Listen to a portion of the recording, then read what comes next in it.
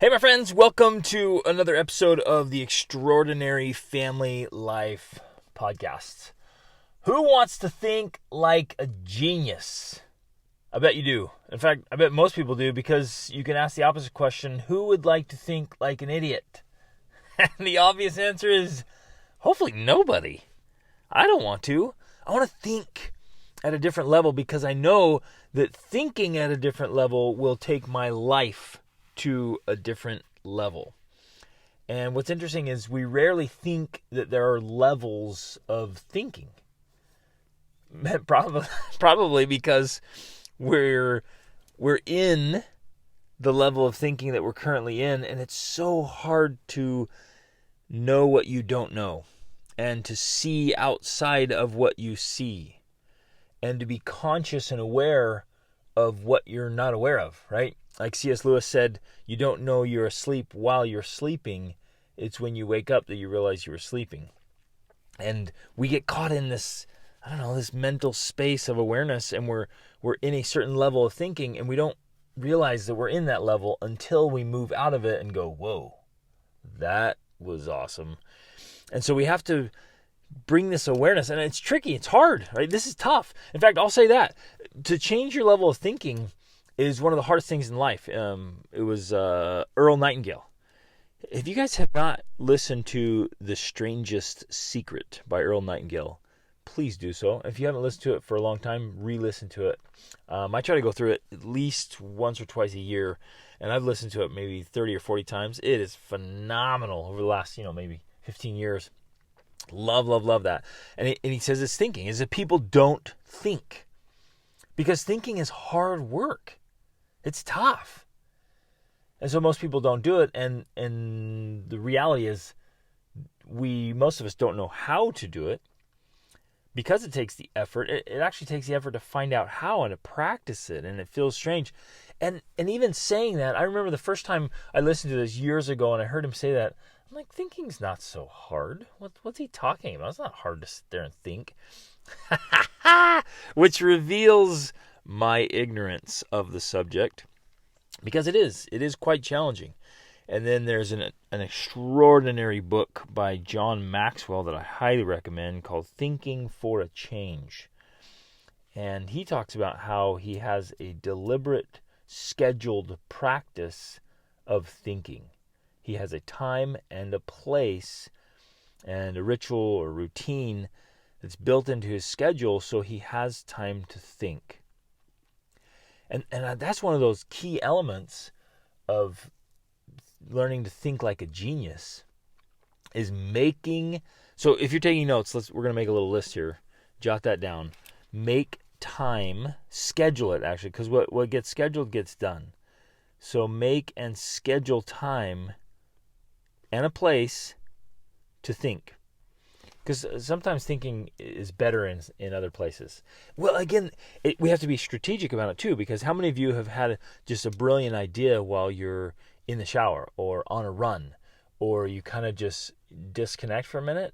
You let your mind just settle or relax into something else, and maybe diffused thinking, and all of a sudden, bam, there's the idea, right? So you get your mind and your subconscious mind working on something. You give it a question, right? That's another thing you can add on your list there.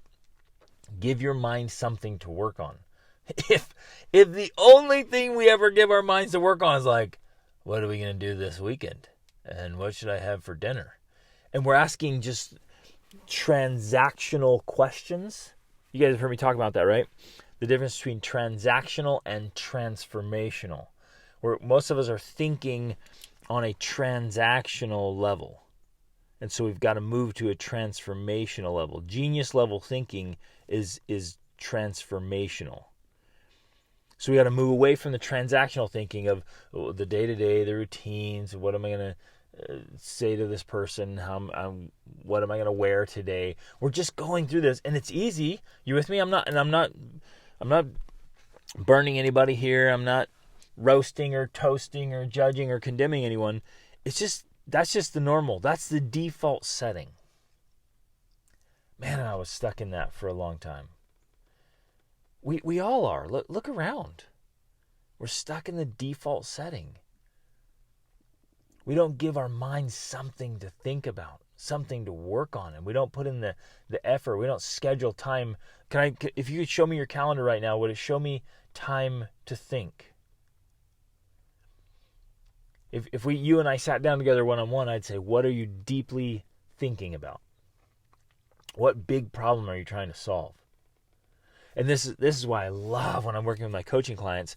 I'll ask them very pointed questions like, what is it you want to achieve, and how do you want to go after a big dumb goal? How are you going to change that, right? They'll come with, this is a challenge, this is a problem, this is a desire. Okay, where are you going? How are you going to do that? How are you going to make that different? Because the regular thinking, the default thinking is, oh man, this is just the way things are. This is just how I am. But I love to challenge myself and others to say, oh no. How are you gonna change that? How are you gonna do that differently? Ooh, right? And when we give our minds something to work on, and then we work on it, and we get the subconscious and conscious mind working on it, sometimes it'll come while we're sitting there thinking, and sometimes it'll come when we just step away from it. You sit down and play the piano, or practice the violin, or you go for a bike ride, or, here's where I find they often come, and I hear it from a lot of people, is ideas literally come like in the shower.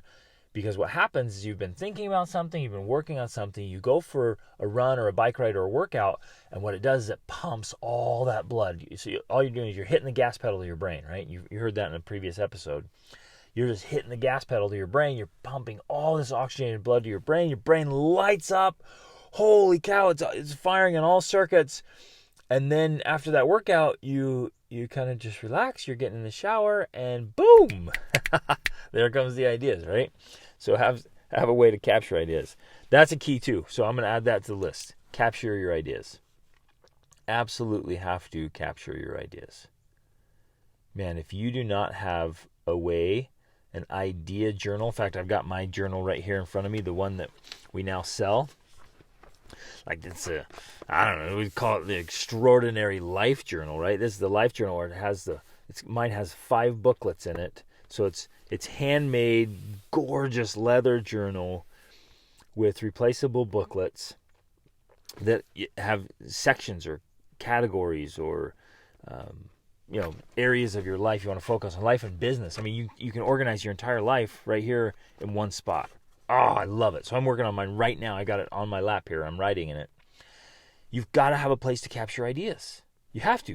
If you don't capture ideas, like they're just going to come and go. And you think, oh, that's so big, I'll remember that. And we don't. It just goes away. So to learn how to think like a genius and to be wise, you got to capture your ideas. I hope you're taking notes here if you can. If you're doing something else, like even pause and just capture a couple of these ideas, because if we can make a little list here and work on the list, implement the list, it's going to take our thinking to an entirely different level. All right, so let's dive in. So there literally are levels of thinking. And first level thinking is just where most people are at. It's what's obvious. It's what's right in front of you. It's just seeing the immediate problem, the immediate potential, the immediate opportunity. It's seeing what's immediate without consideration, or maybe with little or no consideration for potential consequences, for other perspectives, for other paradigms. It's just seeing what's in front of you. That's first level thinking, and that's what most people do. The vast majority of people around the world, they've never been trained or conditioned or taught or even introduced to the idea. So in many cases, it's not their fault. They just haven't been introduced to the idea of, like, there's another way to see this. There's another way to think about it. But we're so stuck on what's right in front of us and what seems obvious. That's probably the most challenging part of moving to another level of thinking, is that it seems obvious. And everyone's like, well, yeah, look. And you look and you're like, yeah, it seems obvious. But that's first level thinking. Next level thinking, and there may be second, third, and maybe it's infinite, is to discipline yourself to see beyond the obvious. We write that down, add that to the list. So you have to see beyond the obvious. And that takes discipline. That takes work. You have to see unconventional opportunities or the unobvious consequences. You have to learn. It's almost like, and I got this idea from Earl Nightingale as well years ago. He said, take your idea and see it like a rotisserie chicken, where it's just kind of turning around and around. You see it from every side and angle. A mental exercise I like to do is to walk around the idea. So see the idea and start walking around it and start seeing it from other sides, right? Even from opposing sides, even from sides that you think, no, that's the opposite of what I think. Go there and see it and see that angle. At least understand it. Start looking beyond the obvious. Woo. Now, where does this apply? Where does next level thinking apply? Maybe the easier question is like, where doesn't it apply? I think it applies to everything, don't you? Health and fitness, family, like marriage and parenting, that one is gigantic. In fact, I would be bold enough to say that one of the biggest problems in parenting is that most of it is done with first level thinking. It's just right in front of your face, and so we're reactive to it. A child does something, we react. Right? We want to get something for our child, so we just get it. They're struggling with something, so we just take care of it. Right? And so this ends up being the helicopter parenting and the snowplow parenting, all these names for all the different kind of parenting. But I think it's the driving force behind this entitlement problem that we're all experiencing, and the failure to launch epidemic, that we live in such an affluent time, and we've gotten to this strange place where we, first level thinking, what's right in front of us, we don't want our kids to struggle. We don't want our kids to suffer. We want them to have all these nice things. We want them, ironically, we want them to have all the things we didn't. And so we give it to them. And so we're, in many instances, crippling our children because we want them to have it easy and nice, and we want them to be comfortable. And so we buy them clothes and cars and stuff. We pay their tuition. We clear the road for them. We pay for everything. Because we're in an affluent time, right? We're like, well, geez, I want my kid to have all these great experiences, all this fun stuff. And so we do it all for them, thinking, we're going to make their life so good. But what happens is we have this child that hasn't earned a whole lot. Hasn't learned how to struggle and push and fight and develop grit and discipline and understand the value of generating and creating value in the marketplace themselves so that they get compensated very, very well. Right? And they miss a lot of the great stuff that would get them to be able to do it on their own and do it even at a higher level. It's first level thinking. It's transactional thinking.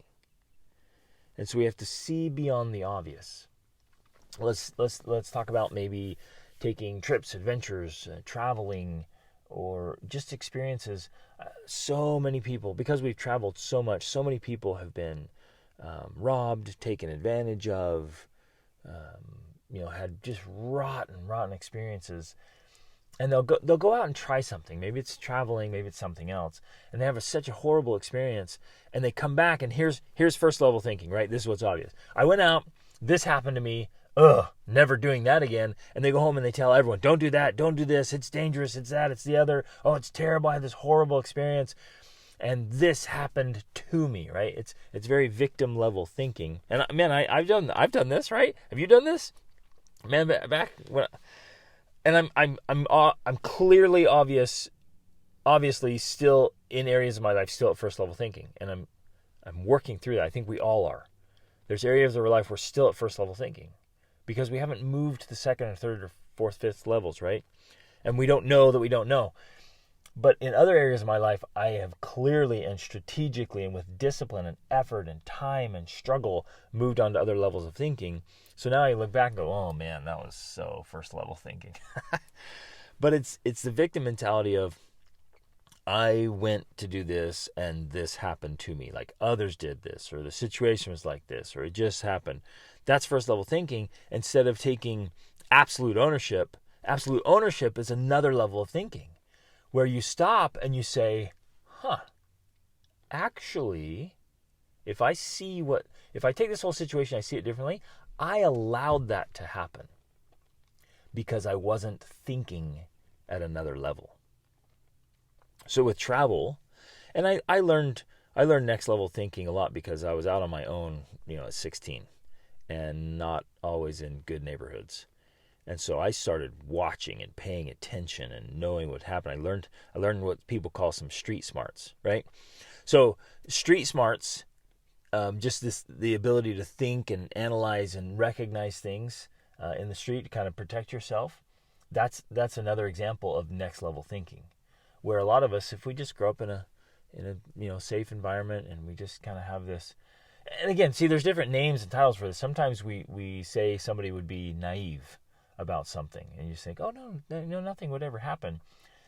And again, I don't want this to sound like worrying. It's not like second level thinkers are worriers.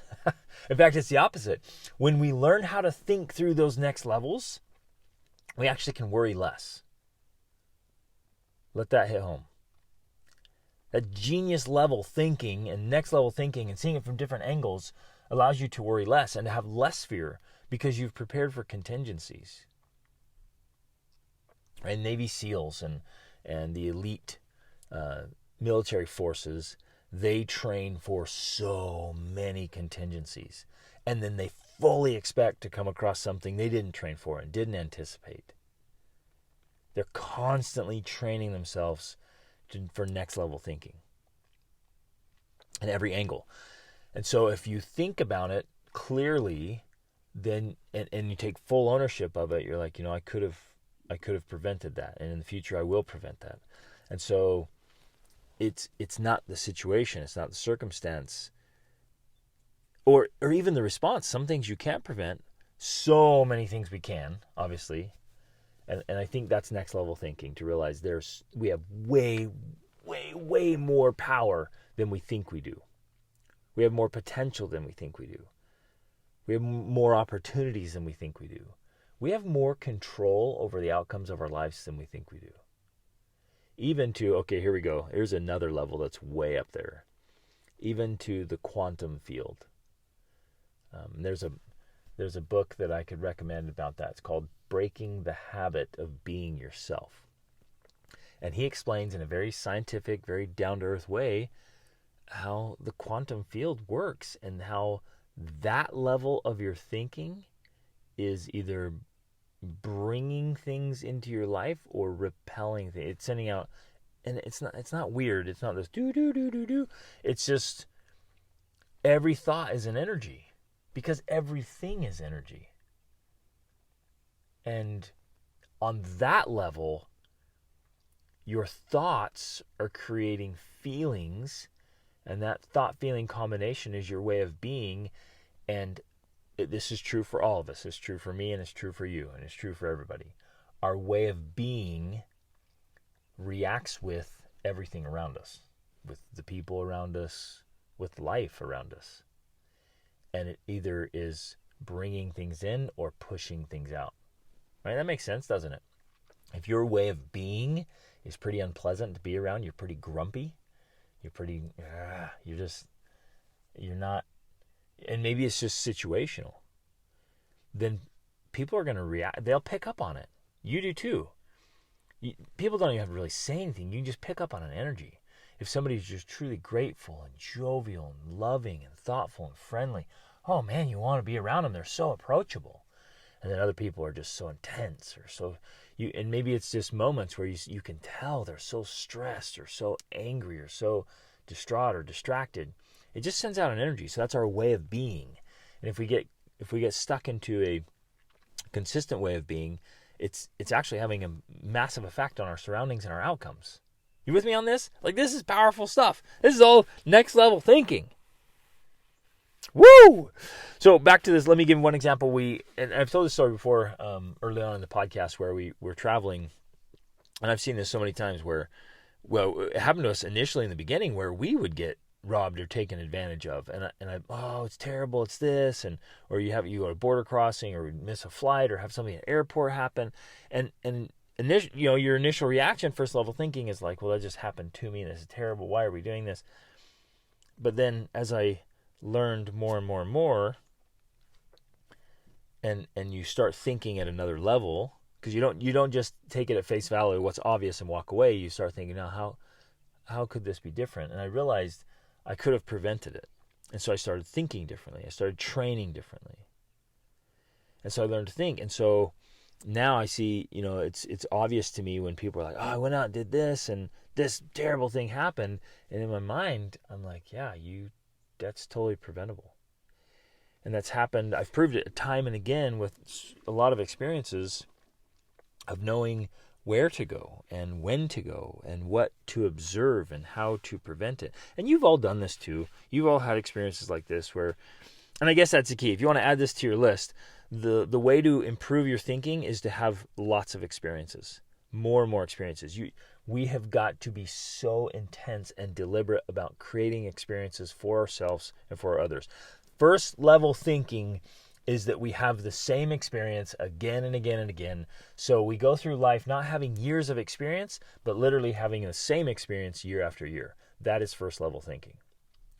Next level thinking is intentionally choosing to have experiences that are outside of our comfort zone and outside of our norm, outside of the obvious. How can you start creating experiences for yourself, and especially for your children, please, and for the people you mentor and lead? How can you create outside, unobvious experiences? Because good judgment comes from experience and from poor judgment. So part of the having experiences is you're gonna be exposed to things you don't know. That, in fact, I would say, my friends, creating experiences is probably the absolute best way to expose yourself to what you don't know. I love to do this. I love trying new things, and it is uncomfortable. So it's not always very likable because it feels so uncomfortable and inconvenient. But the more experiences you have, and then think through and process those experiences, the easier it'll be to get to higher levels of thinking. Does this make sense? I hope this is hitting home here. Get out and have experiences, and be willing to, have poor judgment and expose yourself to something, to realize, oh my goodness, I have never thought about that before. I've never realized that. I never had considered that. You're exposing yourself as much as possible to next level thinking. So we went into the Pisa in Italy, and again, this isn't worried thinking, it's prepared thinking. This is just one example of being able to think through it. And I'm not a fearful person. In fact, I have very few fears. And if I have a fear, I'll intentionally face it and walk right into it and learn from it. So I'm not worrying, but I realize there are people out there who will rob and take advantage of you and those kind of things. And I'm not suspicious of everyone, and I don't think everyone's bad. In fact, I think the vast majority of the world are very, very good, and most people would do anything for you. They'd give you, as the saying goes, they'd give you the shirt off their own back. And we've experienced that time and again, even in very, quote, rough neighborhoods and poor areas. We've seen it. It's humbling and beautiful and wonderful. But I do realize, and I'm cognizant, there are people out there who will rob you and take advantage of you. We pull up and we're looking for a place to park, and I immediately identify some guys that were scoping out our vehicle because we had all of our stuff on a rooftop bag on top of our Defender 110 that we owned when we were living in Europe, which was my dream vehicle, by the way. Love it. So then I notice, I spot them right away because I'm looking. And I just do this naturally. And again, it's not worrisome. I just roll in wherever we go to a restaurant, go to a store, go to a new area. I'm just taking it in, and I do it quickly. But I realized I have to articulate it to my children. I have to articulate it to other people, because in 60 seconds I can take in an insane amount of information at a next level thinking, where I used to walk up in first level thinking and I'm like, oh, let's find a place to park and I can't wait to go have some pizza and take a selfie with the Leaning Tower of Pisa, right? Like that's first level thinking. You only think about what's obvious. Oh, let's hurry and park and grab some pizza and get some selfies and grab some souvenirs. Woohoo! Right? Which is, again, it's not bad, but it's just first level thinking. So now in 60 seconds, no kidding you guys, I'm taking in all kinds of information.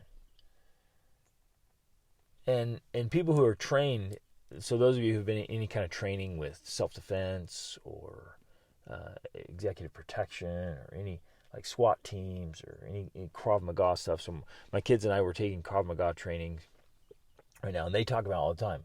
Like when you walk into a restaurant or store or building, where's the exits? Where are the doors? Just a quick glance. Are there any threats here? Any people that look threatening? And we're not like sitting around judging people. We're just, there's this intuitive sense. It's next level thinking. You can spot it. And so pulling in, I spotted it right away. I'm like, those guys they're casing our car. And so, and we do this. We have these rules now as a family. We're like, we never leave a car without a paid guard. We have to pay him. We never leave a car without a paid guard, or with one of us staying with the car. I'll have to stay with the car. Like this, hey, this is fantastic. We get a picture of the whole family. Nope, we stay with the car. And again, it's not worry. It's not fear. It's just next level thinking. So we left someone with the car, and sure enough, man, and my daughter's like, well, I'll stay first, my oldest daughter. And so she kind of sat down and she just kind of sat back in the back and kind of hid.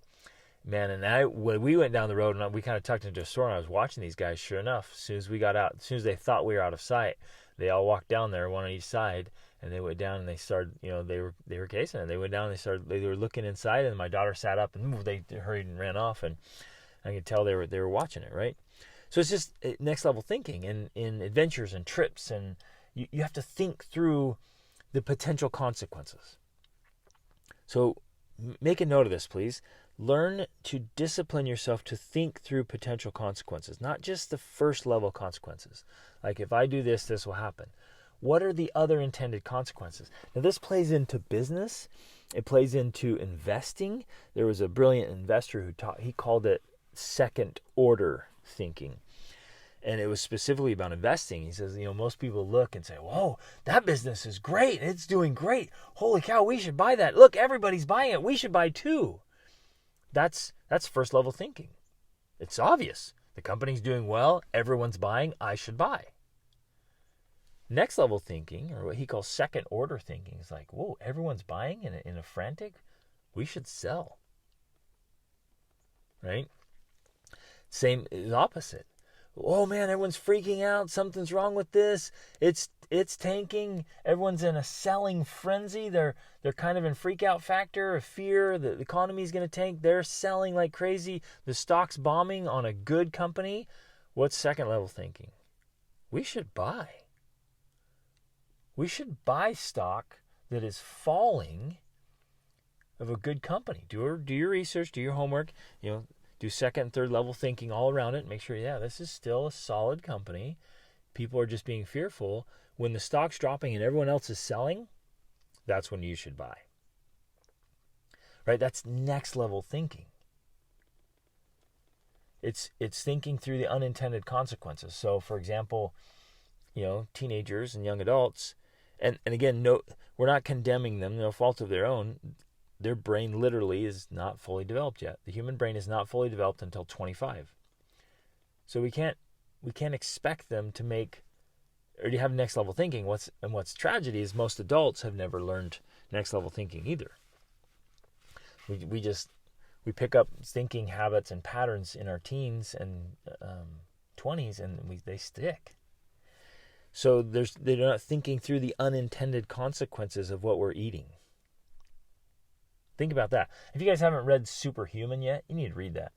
or The Brain Warrior's Way, or there's another great one called Chris Beats Cancer, about the research he did in there. And we're not thinking next level thinking about the unintended, the unobvious consequences of what we're consuming.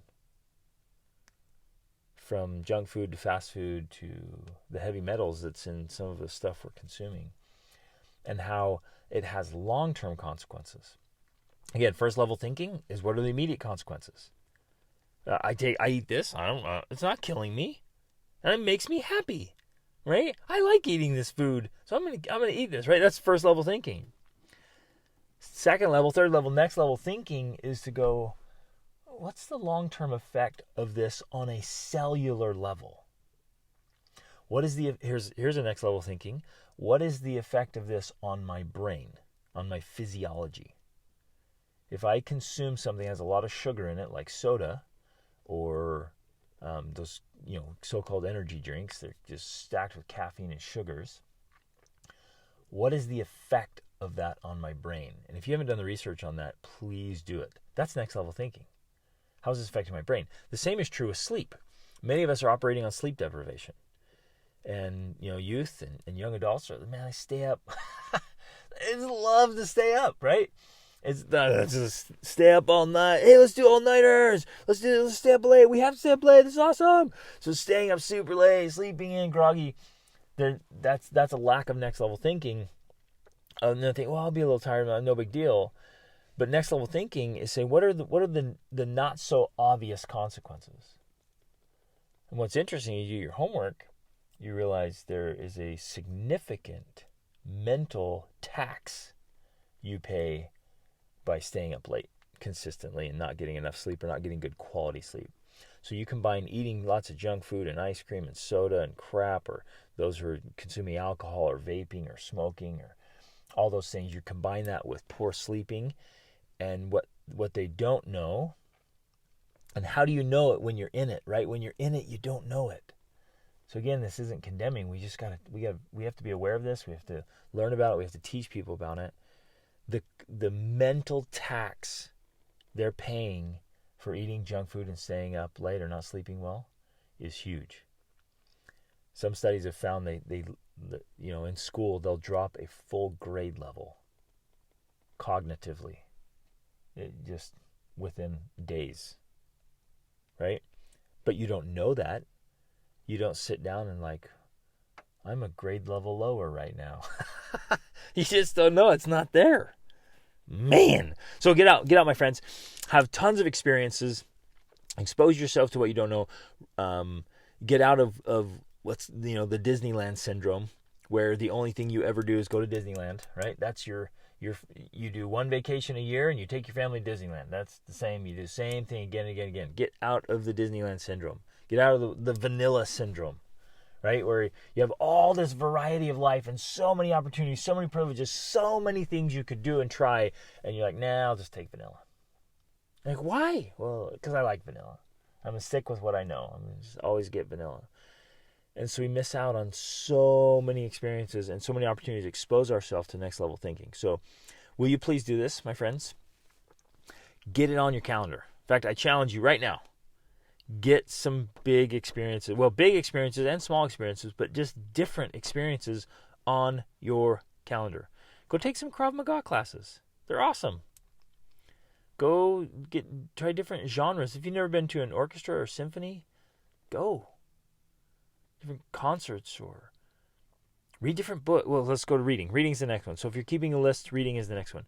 Please read voraciously across all kinds of genres and disciplines and topics. Just read so much, because reading from some of the greatest thinkers of all time, so across cultures, across centuries, read. And that will expose you to what you don't know, and do it voraciously. I'm still trying to average about a book a week.